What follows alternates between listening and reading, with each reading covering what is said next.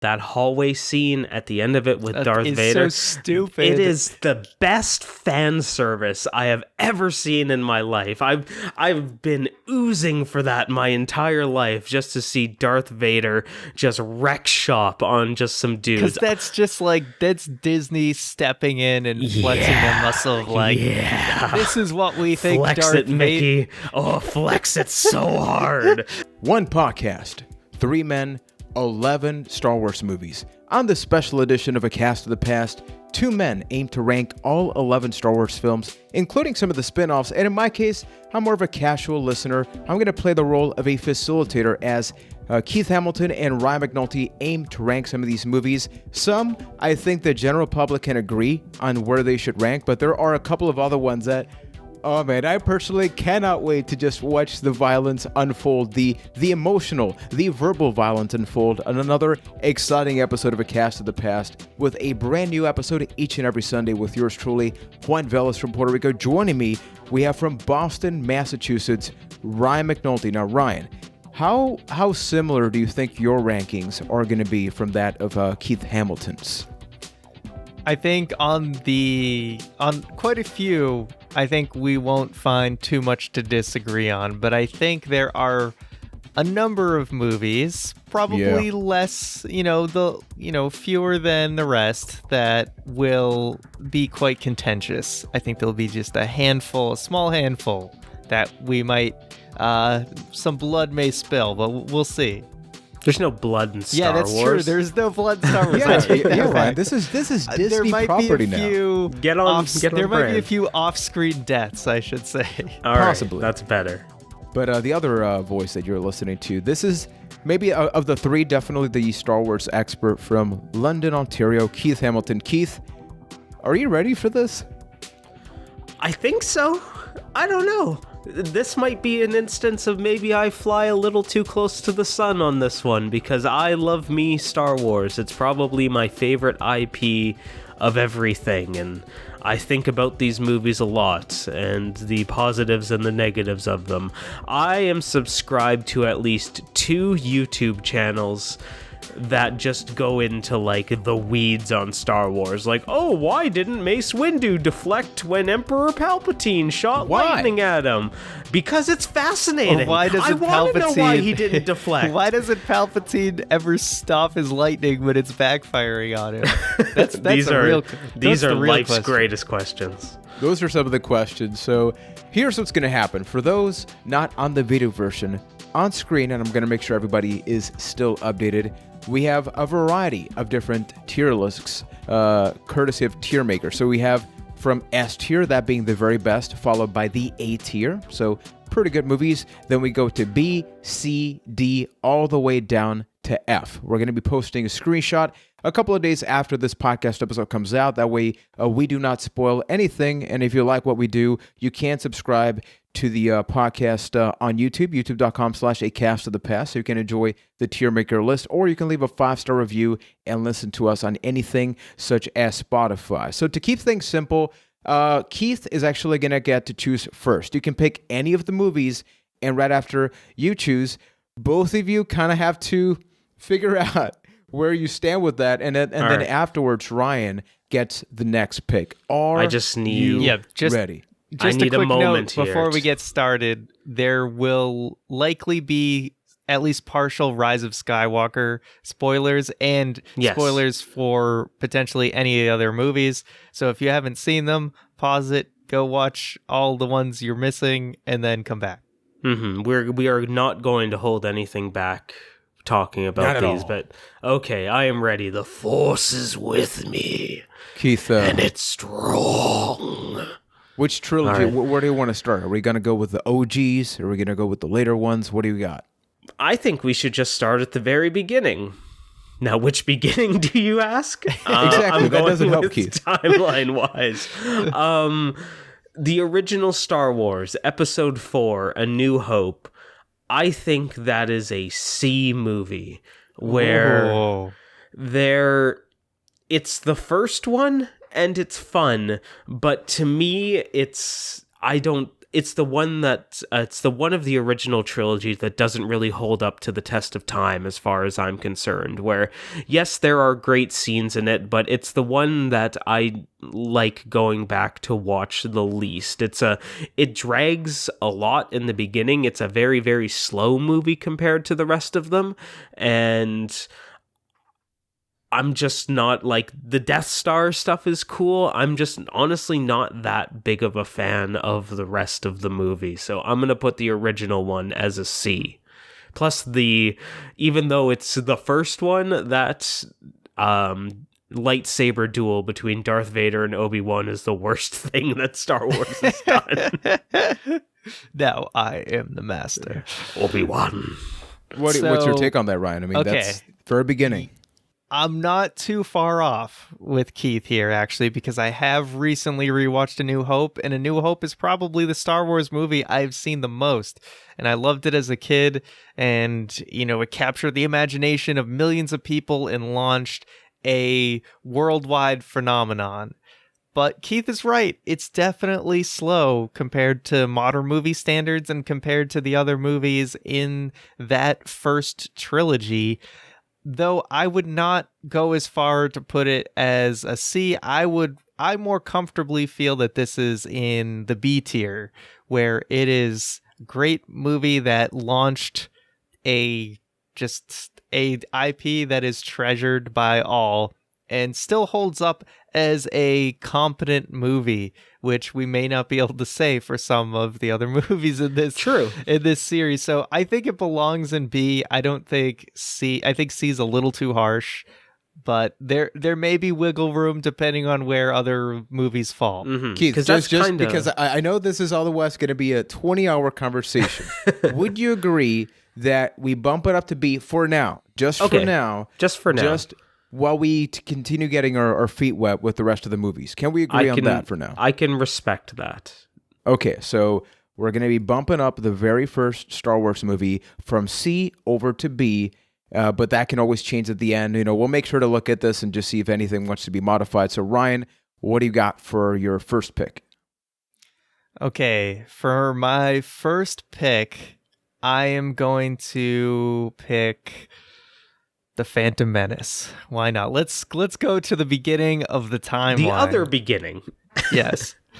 So Phantom Menace, I rewatched this one recently as well. I, for now, am going to position this in the D tier. So I don't think it's a complete F. It has some redeemable qualities to it. Some of which we've talked about on this podcast before. It's got Duel of the Fates, which is possibly the greatest That is the Star only Wars. reason why it is not an F. Let's spade a spade. It was the first appearance of one of the greatest Star Wars pieces of music ever. The Darth Maul lightsaber battle at the end, while awesome. It is a little bit over choreographed, it is still awesome. The rest of the movie's pretty bland at most times. Pod racing, actually, special effects, still very impressive. Overall, I will say the use of CGI and practical effects, I think there was a great combination in this movie that was lost in future prequel movies. So I will give it that the sets felt real compared to some of the other movies. So yeah, overall it's a pretty bland movie. There really isn't a main character, something that's been critiqued for quite a while. It's not really Obi-Wan, it's not Anakin, it's not Qui-Gon Jinn. Darth Maul doesn't really establish himself at all in this movie. So yeah, it's a D, but it's got some redeemable qualities, which can keep it from being an F. Mm-hmm. The thing that baffles me about this movie is this was the return of Star Wars. It's the first Star Wars in 20, 30 years. Everybody's excited to see where the story began, and we landed on space politics. The first scene, the taxation of trade routes. Yeah, the first scene of the new trilogy of Star Wars has to do with trade policy.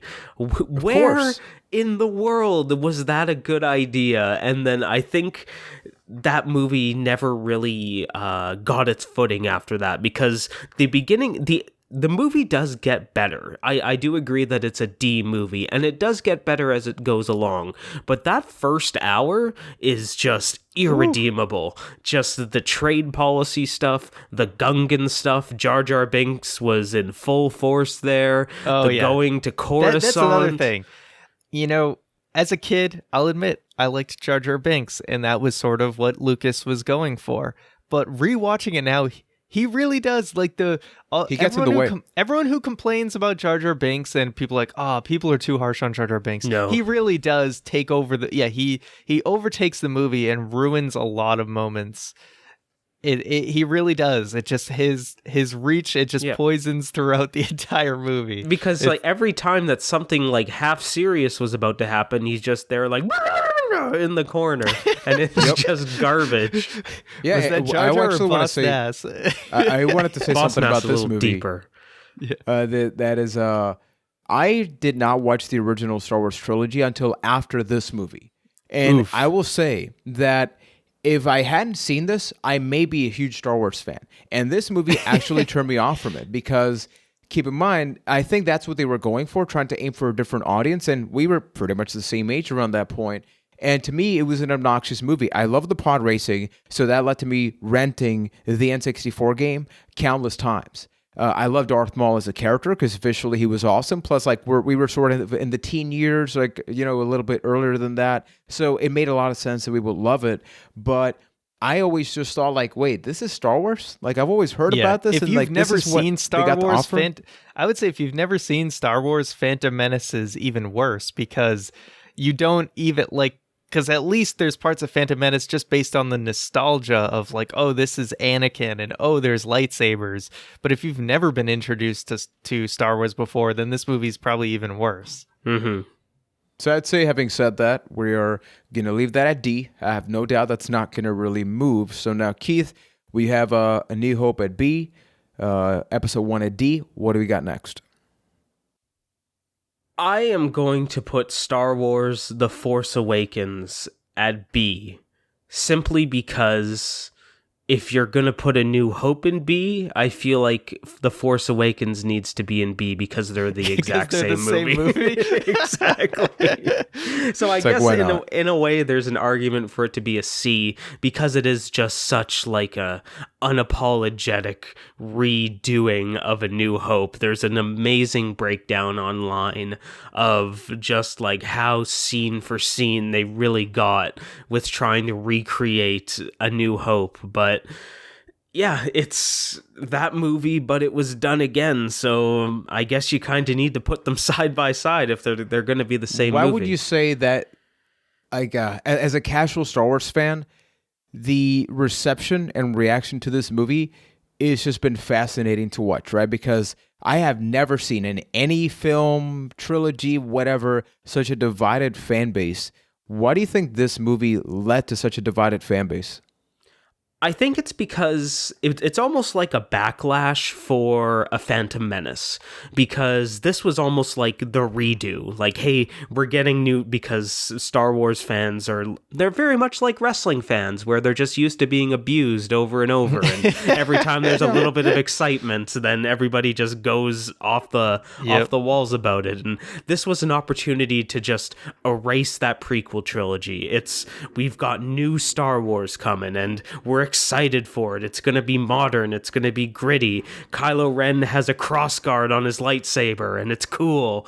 And then it has no real function, but damn it, is it cool. But it's awesome. Hey, they justified it in The Force Awakens. He got Finn's shoulder there.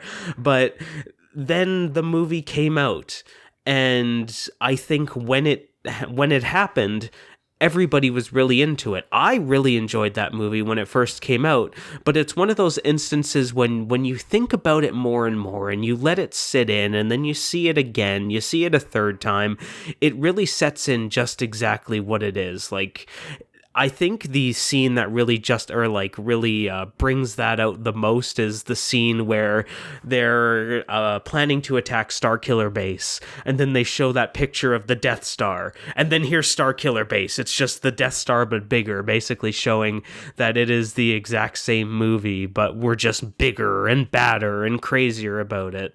And I think that's where the divide comes from, because it's the people that just want a death grip and hold on to it and love it for the fact that it's Star Wars and it's new Star Wars and it's Star Wars for this generation. And then the people that are just going like, well, they just did the same thing again. Why is that so special? Which I'm just gonna say that worked for me. So Yeah.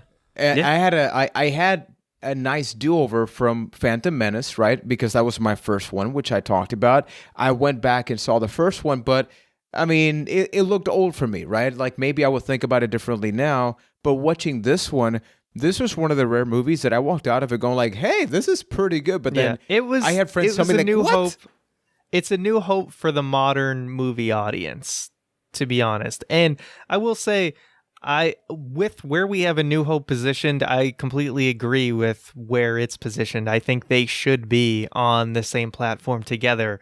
Maybe I could even go as far as an A for both of them, but for now we can leave them where they are. But yeah, The Force Awakens, I walked out of that movie and I was like, Star Wars is back. And yes, even if the story is a ripoff of A New Hope, in that movie, I thought Rey was an interesting character. I thought Finn was an interesting character. Poe, they didn't really give too much screen time. But then I also really liked Kylo Ren as a villain. I was very interested in those three characters after this movie. What happened following, that's another story. But at the end of the day, I had fun watching this movie. I thought they developed some likable new characters. So for that, I say mission accomplished. And I think I'm okay with it in a B. So Ryan, what do we got next? All right. Do we just get an easy one out of the way? Nope. No Too easy much one. agreeance. Keith is waiting for a specific one, and I know that. Okay. All right. Well, I'm doing it next if you don't do it right now. Okay. Fine. Well, let's get one out of the way. Let's put Attack of the Clones, Episode 2, at an F. This movie is garbaggio. Okay, don't get me wrong. There's little glimpses of things in here that are okay, but the movie, from a special effects standpoint, just nothing feels real in this movie. Everything just feels completely artificial. The acting is artificial. The acting is awful. Horrendous. It's not horrendous. Great. Irredeemable. I hate sand. The only good thing about this movie is the memes. There's a lot of great memes from this movie. So what you're saying, it's an S tier movie because it gave us prequel. If it was for the memes, and it doesn't even. You put that down right now. It doesn't even have all the best memes are probably from episode 3. Let's be real, but there are some great memes from episode 2. But I think this is just straight up not a good movie. And I tried to like it. When I watched it again, I tried to like it. But man, the love story just completely tanks this movie. And it really kills it. And yeah, Dooku's all right. But even the Yoda lightsaber fight, as a kid, not gonna lie, I loved it. But the more you watch it, the less it makes sense. It's hilarious. And the more it kind of ruins Yoda and what he was. Keith, okay, F, yes or no? Let's start off with that. No. I would put it at a D, almost for the same reasons that the Phantom Menace is at a D, because we kind of gave Phantom Menace a pass for, yes, there is some rough spots. There are some very rough spots, but as the movie gets going, it gets better. I think Attack of the Clones is a better example of that, where, yes, there is some irredeemable shit in this movie. Just straight up. There is just some garbanzo in this movie. But as the movie goes on, like, maybe this is one of those examples where I just love Star Wars a little too much, but I think the stuff with Geonosis is awesome. Once they get on Geonosis, kind of the whole factory scene where Anakin and Padme are going, trying to like escape this giant factory and then going along the belts, and it's then a CGI nightmare. I don't think it looks that bad. And then What about the 50s diner, like, dude? Like, Yeah. what about the 50, like, why is there a 50s diner in Star Wars? because it's Coruscant, there's an entire underworld where that's the aesthetic of it and just dark bars. But that's the beginning of the movie. So we get to the Geonosis at the end, and the Geonosis is like the Geonosis part is a significant portion of the movie, a lot longer than a 5-minute scene that is Duel of the Fates that I think is awesome. Starting at that conveyor belt, going all the way to the arena scene, seeing the beginning of the Clone Wars with the clone soldiers fighting the droids, this big epic battle. Like the only other time this was really the first one of those for Star Wars. Like I guess you could argue that the Gungans versus the droids was the first one, but it just wasn't on the same like awesome scale that the Geonosis Arena was. And I think that if you I don't are think it's going as good as you remember it being. I watched it about 6 months ago, and I sat there thinking like, oh, this is actually better than I remember it. I agree it gets better as it goes on, but I think... But to my point, like, if you are going to put the Phantom Menace in a D, you need to put Attack of the Clones. And Either Ryan, that and or Ryan. you need to move Phantom Menace we down did to negotiate. an F. We did negotiate A New Hope going from Yes. C to B. So how about we flip it, and then with this one, I know it's going to hurt a little bit, Ryan. We keep it an F Yeah. for now, just for now. Maybe it changes eventually. Wait, what? Now I am curious, Keith. It goes up What? to D. No. We're moving Attack of the I Clones tried up this to D. reverse psychology, right? It failed. It failed. I'll allow it, but I wanted to signify. I actually personally requested that there be an F category so that we could signify that I did want to allude to that I think Attack of the Clones is even a step down from Phantom Menace. Keith, Yes, But for there now, I disagree. we can put it in D. do you have? Don't say the movie yet. Do you have an F tier movie, Keith? Yes. in your list. Yes, I do. I'm Okay. very curious as to what Okay. this is. So we're gonna put it on. Man, okay, But we're you gonna can leave put it on in F for D. now. You can move Okay. it up to D. Okay, we're fine. So we have 2 movies in B tier. We have 2 movies in D tier. Now, Keith, what do we got next? I'm just going to go right into it. I think Solo is an F movie. That is... Not at all. Not Here we at go. all. Here we go. No, of the modern Star Wars movies, I think this is the worst one by a country mile. It is the only Star Wars movie that I can't stand watching. I don't think there's anything redeemable about it. It's the thing that really bothers me about it, because it is the origin story of Han Solo. It's the origin story of Star Wars. No, it's not. But it's the origin story of Han Solo, and the way that everything that they fit into the runtime of that movie, it got so convenient that it lost me. It totally lost me in one of my favorite characters in the Star Wars universe. The fact that they managed to turn me off of their origin story, I think, is the biggest Are you referring to miss. Chewbacca? What's that? Are you referring to Chewbacca? No, Or Han not Solo? not even that. But I think Chewbacca is an element of that. Han Solo being my favorite character, I should say. Okay, I got Yeah, a question for but- both of you that I think is going Okay. to help bring some context to this one. So, when it comes to the announcement of the Solo movie, before you watched it, was it something you personally wanted to see? Like, I want to see a movie Yeah. about the origin? Okay. Absolutely. I did not care as much, actually. Yeah, because Han Solo is one of my favorite characters. So, but okay, so Okay, so I all right. will go ahead and agree that there's tons of conveniences in this movie, and it gets way too cute with, oh, so you don't have a last name and you're all by yourself. I guess your last name is Solo. That was It's like, awful. oh, he's about to die, and he meets the Wookiee friend, and yeah, now and he knows they're- how to speak Wookiee. Yes, And- it's very convenient. And then he runs into the girl he was looking for at the guy he starts to work for, or whatever. There's a lot of. I agree. It's not the best written movie by any stretch, but as someone who is not as invested in Han Solo, don't get me wrong, I like the Han Solo character. I'm not as into Star Wars as you. and was not hyped up to see this movie. I went in with very low expectations given the reception of this movie, and I walked out actually enjoying it for what it was. And I think it is much better as just as a movie, maybe not part of Star Wars lore, but as a movie, this is far better than the first two prequel movies. I would put it at a C, in my opinion. Whoa, okay, so we got some differences here. Keith, Yeah. what's your reaction to that?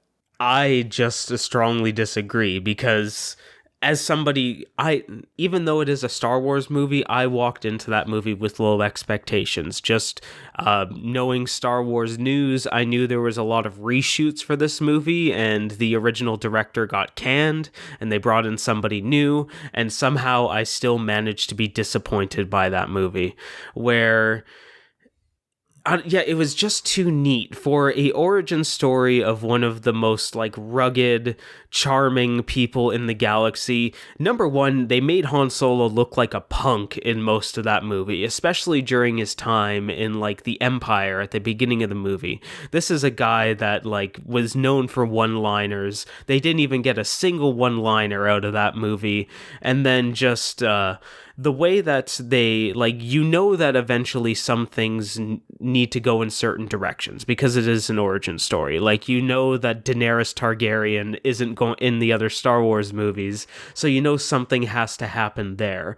But they just did such, like, a BS, you know she's going to turn on them, so hey, let's still turn on them in the most obvious way possible and make her like the cartel leader. Saw that coming a mile away. Wasn't even interesting.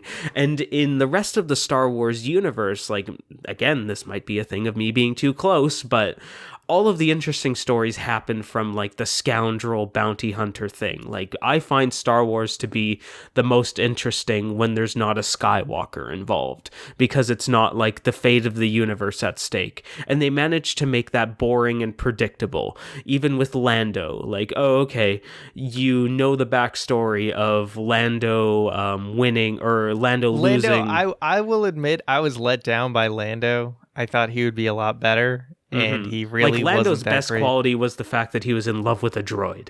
Like, oh, and wow. also that stupid SJW robot was terrible.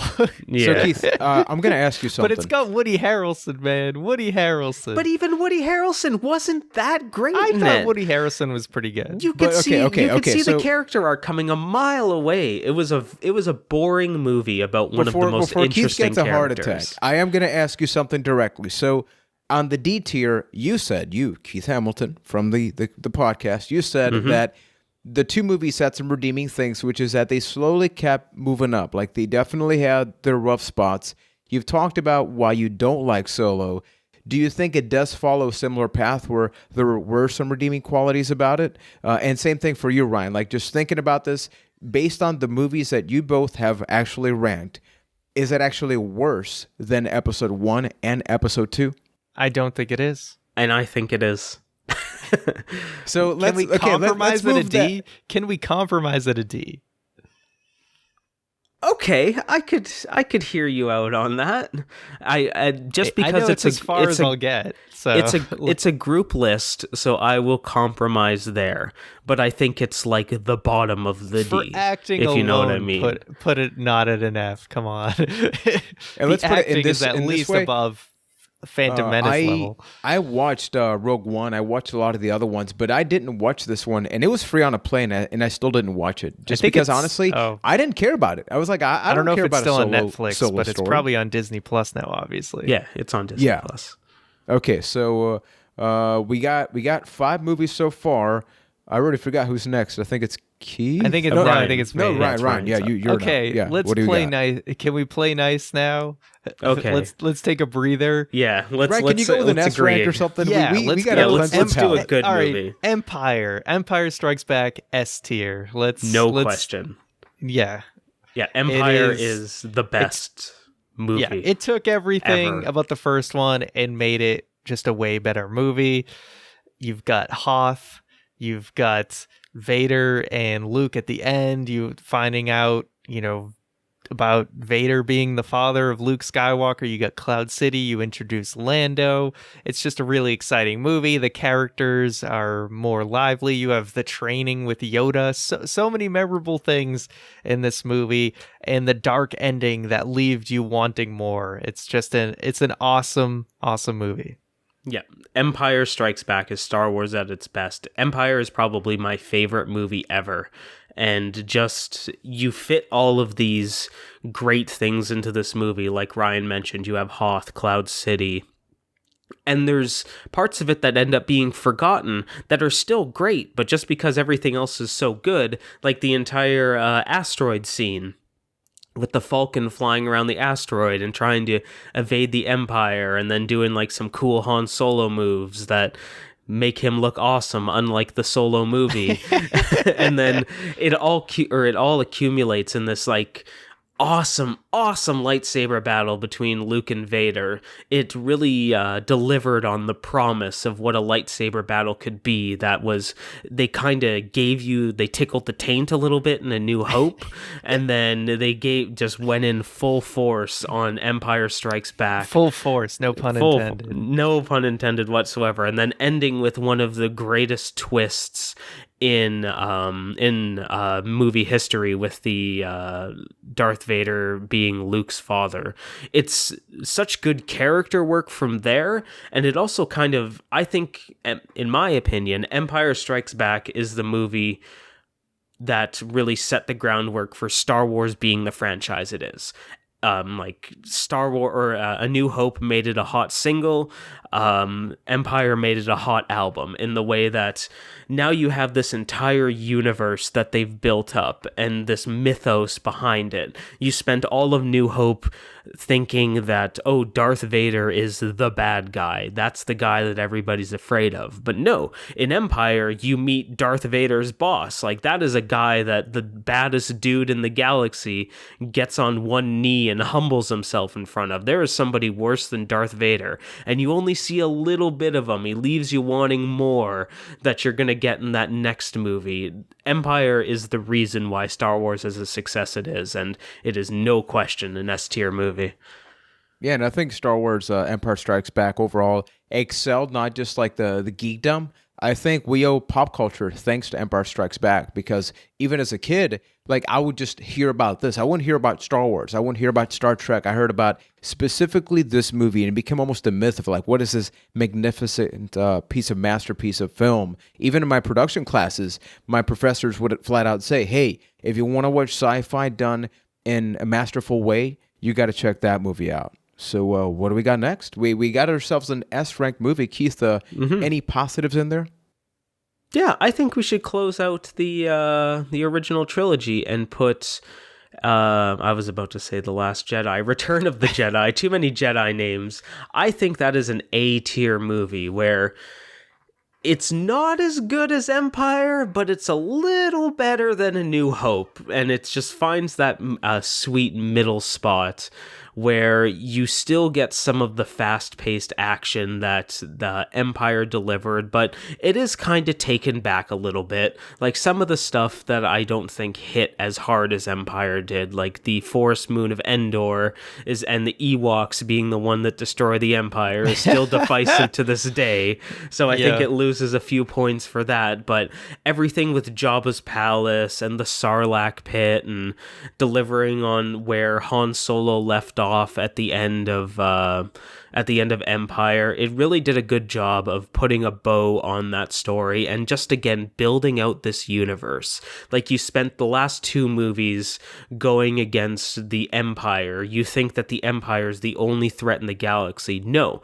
you learn more about the bounty hunters, where now all of a sudden you've got this side enemy in Jabba the Hutt that is a serious threat. Not as much as the Empire, but you're still building that, hey, there are still bad people out there.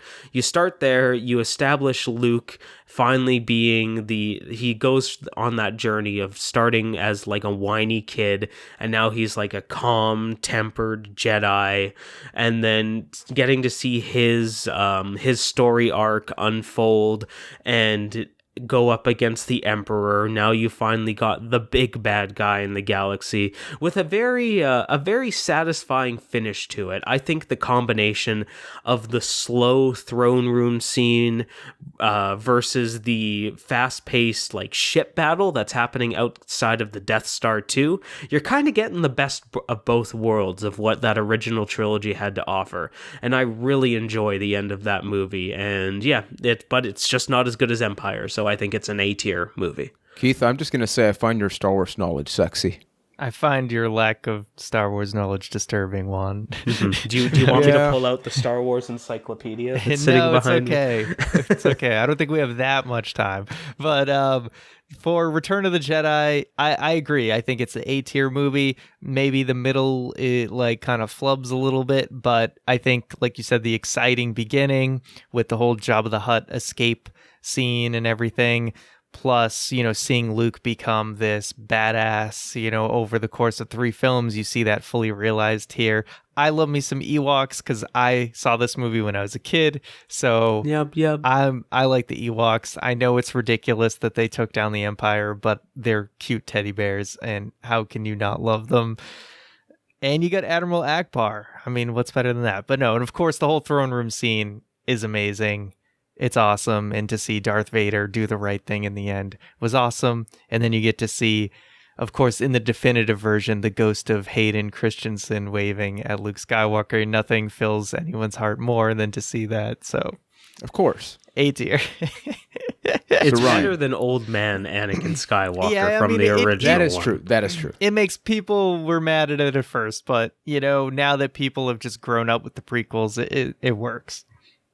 And it makes sense. I know it's like super controversial because it's like revisionist history with like the different versions of the movies, but can you blame them at the same time, right? They figured out, hey, we put a face to the Yeah. actor, you know, and the, I have the to character. say, though, some of the stuff they did in A New Hope, they should have not touched it Oh, because it just made it God, look yeah. terrible. Like stepping on Jabba's tail is one of the Oh, worst right. things. And Or just having that random thing walk in front when they get to like Mos Eisley or whatever. There's just like a random animal that walks in front of the screen for no reason. It's like, what is all this mess?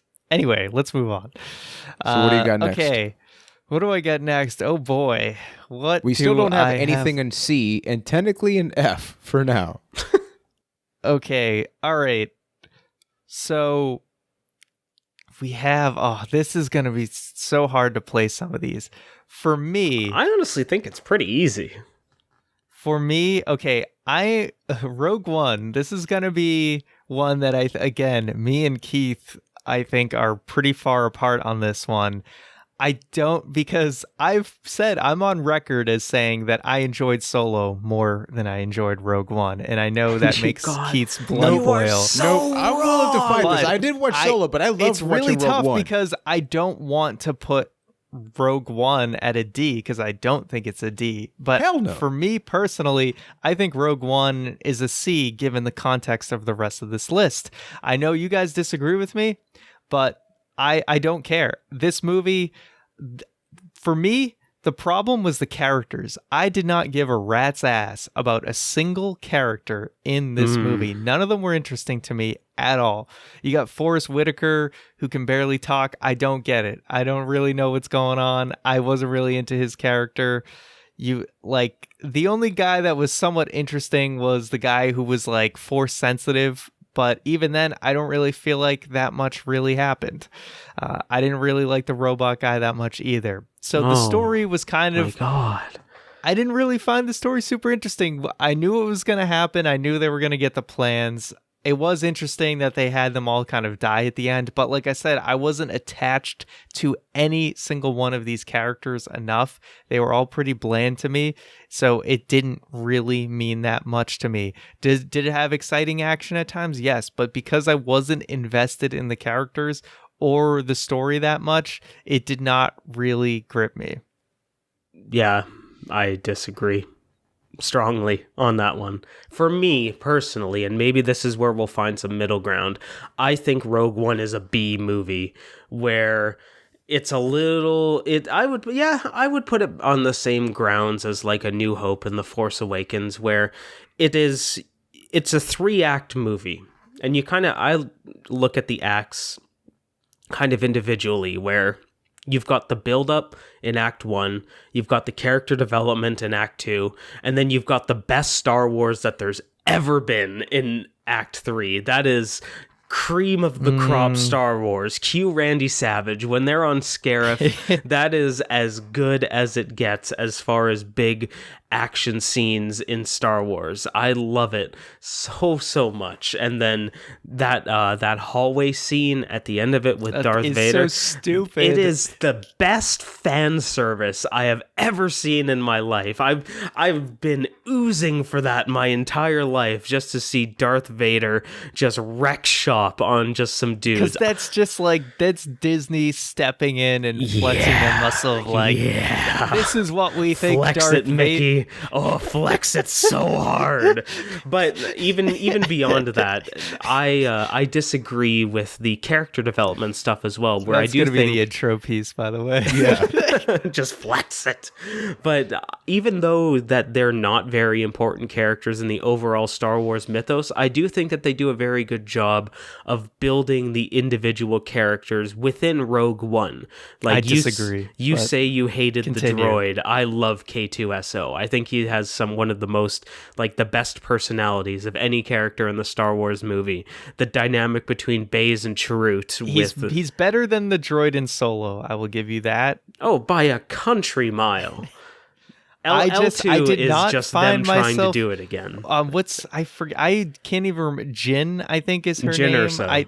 I did not find her interesting at all. I thought she was really bland. She didn't seem to really have a personality that I agree can that- remember. I agree that she was the worst character of that movie, but She is the main character, and I think that's definitely a problem. I don't necessarily agree with that, though, because, like, okay, maybe she is the most, like, she is the character that the movie follows, but by the time you get to the end of it, Rogue One, the squad, is the main character of that movie, because everybody kind of, even though their importance is less, everybody kind of gets the same amount of screen time in Act 3.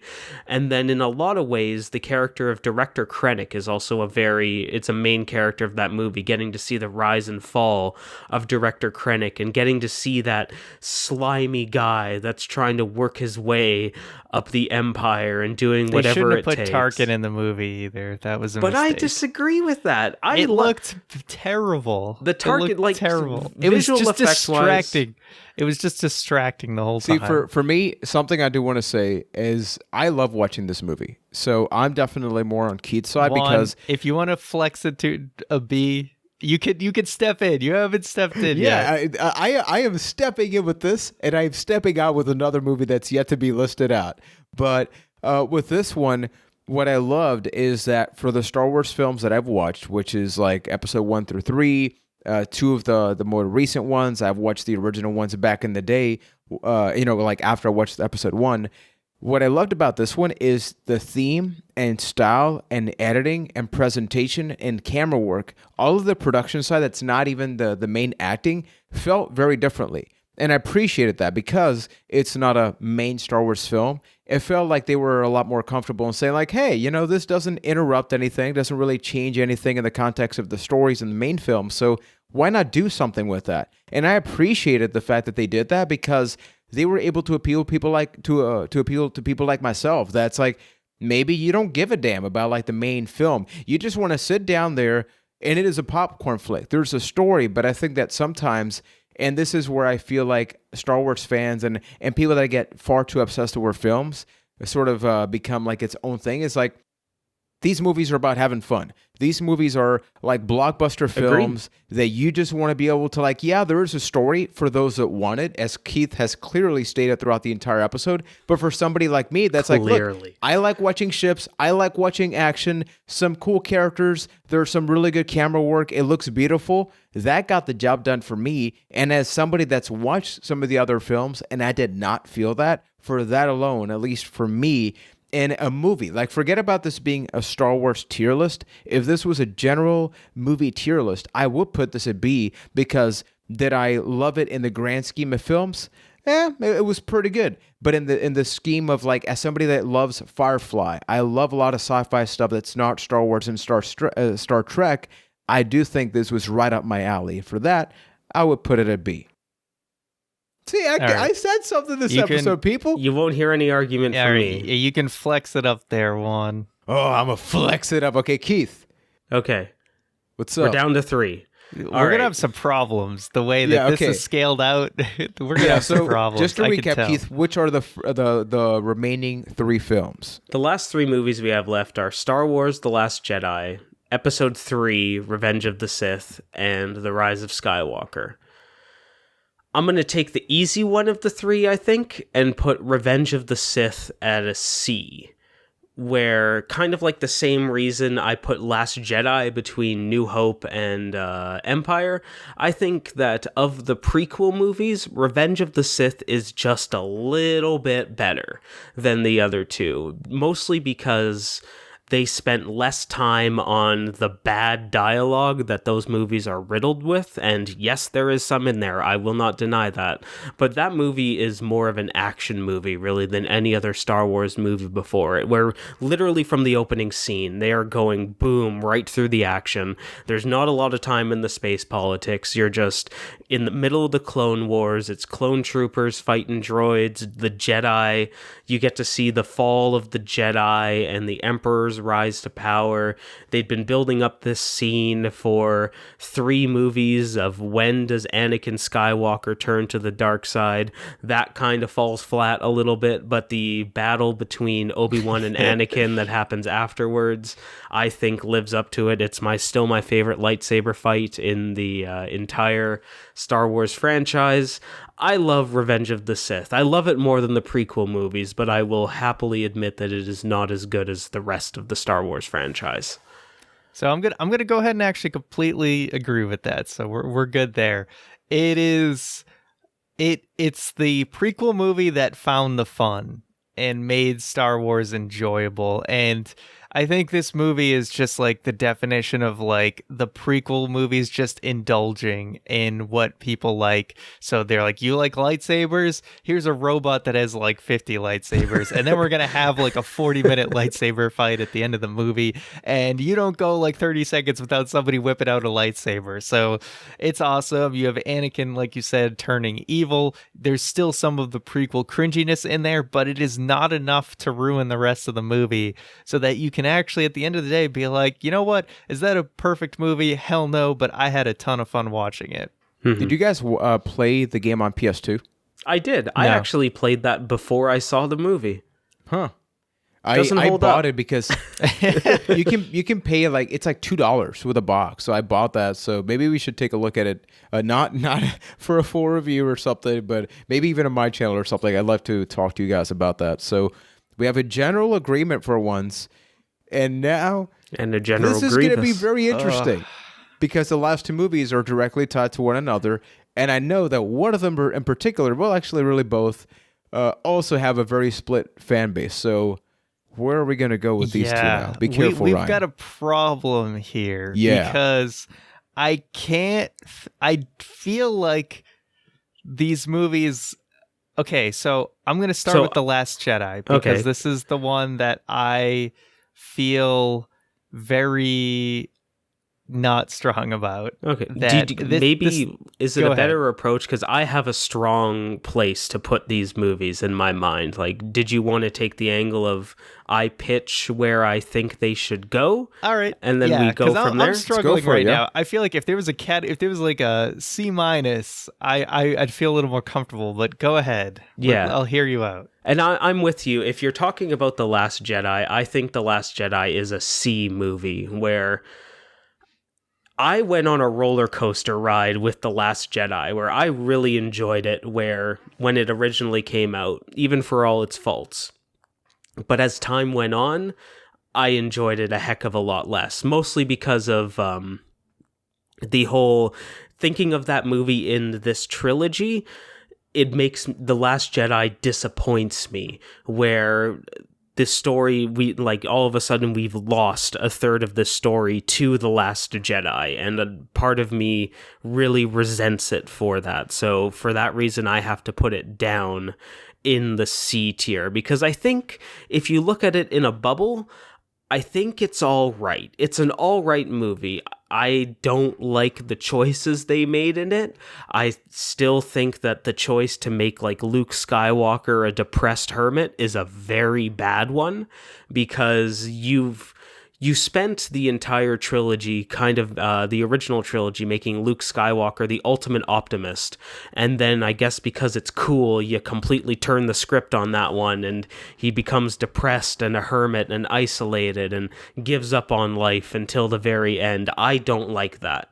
I think that was a very poor choice, and kind of damaged that original, or that new trilogy for the choices that this movie makes, and I don't like it. So it's a C. So I guess I'm going to have to agree to it. Like I said, if there was a category in between, I'd probably put it lower, because I think I enjoy the, Revenge of the Sith more than I enjoy this movie, but I guess I'm willing to, from like a movie making standpoint, special effects standpoint. If you put it on that tier list behind Revenge of the Sith, I think that's the perfect spot. Yeah. Because it's a little better than the prequels, but not as good as Revenge of the Sith. Yeah. I agree. Exactly. And yeah, this was just a movie that I give it credit for, Rian Johnson for wanting to do something different, for wanting to be bold. I just think he went bold in the wrong direction. I'm okay with Luke Skywalker wanting to be this depressed hermit. I just don't like the way that they handled it. I also really hate just the weird placements of humor, because it really annoyed me. There was like a Yo Mama joke at one point in this movie that was terrible, but also even Luke just throwing the lightsaber was an insult, really. It was an insult to the fans, because J.J. Abrams drew them in with that moment at the end. That was actually like a very impactful, emotional scene with Rey holding out the lightsaber. You wait 2 years to see where that goes, and then he just throws it over his shoulder like an F you. And it was like, you brought me in emotionally, and then you just spit in my face. You know what I mean? Exactly. Literally threw it away. But yeah, the whole mess of killing, what's his name? The bad guy, Snoke, the whole mishandling of Snoke. They had some really interesting stuff, and they just kind of spit in your face. I spent like 2 years just hating this movie, and then it was pretty much justified when the third one came out. But yeah, I think its placement is fine. Yeah, and I am going to say I did watch this movie, and I was on the camp that I strongly disliked it. As a casual Star Wars fan, what really struck out for me, and I know I'm going to get some hate on it. I even have some awesome people on social media that just by listening to me, we're going to want to punch me out now. But it's like the tone is all over the place. And I love campy stuff. Both of you know me, right? Even more so than my wife. Yeah. You know I love me some campy stuff in movies. I think there's a time and a place and an order for which that can make a lot of sense. And in this movie, it felt like I was afraid to actually get emotionally invested, because just when it was about to happen, boom, you got that. And I got the Jar Jar Binks syndrome with it. Boom, Luke's drinking titty milk. Just when you think it's about to happen, you got some fish nuns. Every single time. And people talk about Jar Jar, in the other ones. And I was just like, how is it a double standard where with this one, people are like, oh, it's okay. Star Wars is meant to be a little bit on the comedy side. And yeah, I've watched the original ones after episode 1. I get it. There is comedy. There is a place in comedy. My favorite movie genre is comedy.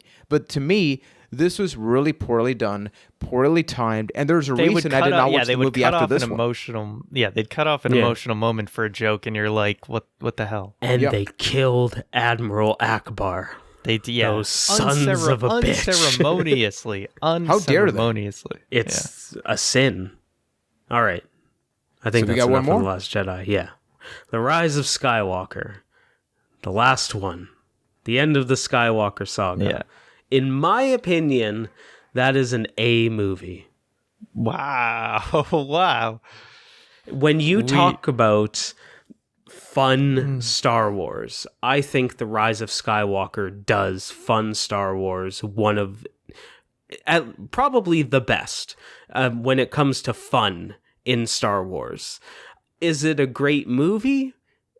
Not really story-wise. I think it's very rushed. Kind of the second half of my Last Jedi point comes in The Rise of Skywalker, where I dislike The Last Jedi more because it feels like they are trying to fit 2 movies into The Rise of Skywalker, where if you had that third movie... It seems like when you go JJ directs number 1, Rian Johnson directs number 2, JJ directs number 3, then he had to basically unwrite everything in the second movie to fix the third movie. Mm-hmm. And it is a very fast-paced movie because of it, and I think it does falter a little bit for it. But just the amount of fun that movie is from beginning to end, it's very fast-paced. It is probably the most fast-paced Star Wars movie, almost to a point where you don't really have time to breathe. But the way that they managed to kind of tie everything together, and I'm probably of the minority that I was really into the fact that they brought Emperor Palpatine back, and that Snoke was just a puppet of Palpatine. I guess Rise of Skywalker spoilers. Here we go. Yeah. But the whole tying everything together with Rey being a Palpatine, where they take even just like, if there was one thing that Rian Johnson tried to do with that movie is make Rey not in that movie, like not in the Skywalker Palpatine fight at all, for them to just crap on it and then coming with the revelation that, like, my favorite part of the movie is the fact that Palpatine fucks, okay? That is the best thing that come from that movie. The fact that Emperor Palpatine did the dirty and made a granddaughter at the end of the day is just my favorite thing in all of Star Wars. He had to be pretty old when it happened too, given her age. Doing timelines, like, that was probably, like, he was probably throwing around his Emperor muscle a little bit there and saying, like, I need a granddaughter, or something along those lines. But the way that everything wraps up and how that they poor still woman. Yeah, let's not think about that one too much. But the way that they wrap everything up, the way that they really put a nice bow on the Skywalker saga, I really enjoyed, and it was a very fun experience. They did my boy General Hux real dirty. I'll never forgive them for that, but overall, oh my god, I hate that so much. I'm the spy, and then 2 seconds later, blasted. Boom.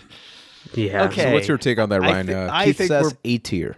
I think we're far apart on this one. So I like this movie more than The Last Jedi? The answer is yes. But do I think it is better than anything in the B category? Maybe Rogue One excluded from there. But for me, this is like a C plus or like kind of era. So I'd probably place it in the first position on C. The movie, like you said, is it fun? Yes. I get mad at times for it really having like no balls. Like they couldn't kill Chewbacca. That was just like a bitch move by them. They couldn't do anything. It was basically, you could literally feel the writers just like trying to fix what happened in The Last Jedi in this movie. And that's why it is 2 movies crammed into one. I will say one thing that really got under my nerves with this movie is them trying their best, really trying their best to fit Leia into this movie. She sounded like a soundboard at the beginning of it. And I think maybe you should have had a little less of that given the circumstances, and it was hard to get over that. Yeah, that was not great. I mean, the fact that she literally she just randomly finds this dagger and it has a protractor in it and it lines up perfectly with the Death Star to find the thing that she needs. It was so absurd. There were so many like MacGuffins and things that they're chasing after, and they're like, well, we got to chase after this thing to get to this thing to get there. And then to have Palpatine there with like somehow this dude has just built an entire fleet just chilling, on this dead planet. He's got all these ships. And now all the ships are the Death Star. Yeah. Oh my God. It's so absurd. Like I said, I had fun while I was watching it, but the second you stop to think about this movie, it all completely just crumbles apart in your hands. But Ryan, Palpatine has a granddaughter. Yeah, that is a thing. But anyway, that being said, like from a filmmaking standpoint, like is it slightly better than Revenge of the Sith? Maybe. I'd have to really think about it, but I like it more than The Last Jedi. But I think Force Awakens overall to me is just a more enjoyable movie with more like, and I also thought that Rey, Finn, and I guess not really Poe because he's barely in it, is like Rey, Finn, and Kylo, I feel like are at their best in The Force Awakens. Although I think Kylo is good in The Last Jedi. I think Kylo might be the best part of The Last Jedi, to be honest. But Rey's character, Rey and Finn, in my opinion, seem to like get progressively worse as the movies go on. Kylo's like really the only one that's good in all three of them. Yeah. And it's just really disappointing to see what happens with Finn. Like, Finn doesn't even tell her the stupid secret that he has. Like, and this is the end of the trilogy. There's nothing you're saving this for. Like, what are you doing? So something I've been doing here, just sort of glancing and comparing your feedbacks about each one. It's like, holy crap, is it all over the place, right? So when it comes to the last trilogy, in 2015, Force Awakens, 93% on Rotten Tomatoes. I'm personally not somebody that cares too much about review scores, but I'm just trying to measure, where people were at from a general sense. Then Last Jedi in 2017 at 91%, so pretty similar, but then critics did love The Last Jedi, but... Yeah, and that to me is like a 91. So we're not saying that, it was pretty good. It's like, damn, anything over an 85 is damn impressive. But then Rise of Skywalker, 52%. So completely the opposite from a rating standpoint. Now, Keith, you said it is an A tier. Ryan is more of a C tier. When you look at the middle one, I think that it is interesting that from an outsider's perspective, it does seem like a lot of Star Wars movies are kind of in the broad sense, like they're good. And then there's like the really good ones, right? That sort of excel with Empire Strikes Back, Return of the Jedi.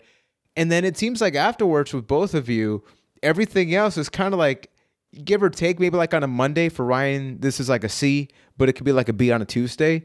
With this last one here, do you envision a possibility of a B? Although it would be weird that we have a lot of movies from all over the place in the B tier. I think I could see it as a B because... as long as it's behind Force Awakens, I can get on board with that. Yeah. Because I just do not think it is in any way a better movie than The Force Awakens. Even though The Force Awakens rips off a bunch of stuff, it is not a convoluted mess. Is it better or worse than Rogue One for you? For me, it's better than Rogue One. Okay, better, Keith. For you, it has to be better. That's so as well. hard. Right? Yeah. Yeah. I think. I don't know. Yeah. I mean, you were gonna put it at an A. So you put it at A. That's true. Yeah, I gave you the question. I also put Rogue One at an A, and I just compromised it to a B. But I do think it can go in a B because what really propels it to an A for me is the action in it, where it's just like you talk about Star Wars being a fun popcorn movie. This is the fun popcorn movie. This is that element of Star Wars as long as you can its shut best. Your brain off. But that's exactly it, because there's the aspects of it that are dumb. When you really kind of weigh the fun action versus the story that's been in the Star Wars movies, and I do think in Episode 9, you do kind of have to factor in the story a bit, because this is going to be the ending of these 9 movies. You've built 9 movies of story up until this point, and they do kind of poo all over that a little bit. So honestly, that does take away from it. I think this movie would have been better if they had just kept the whole movie as it started, with Kylo Ren in slow motion just slamming people down to the ground and being a badass. On Mustafar. Because you see that in so the trailer, and it looks so cool, but then that's like 2 seconds of the movie, and you're like, I just need me some more Kylo Ren just wrecking people.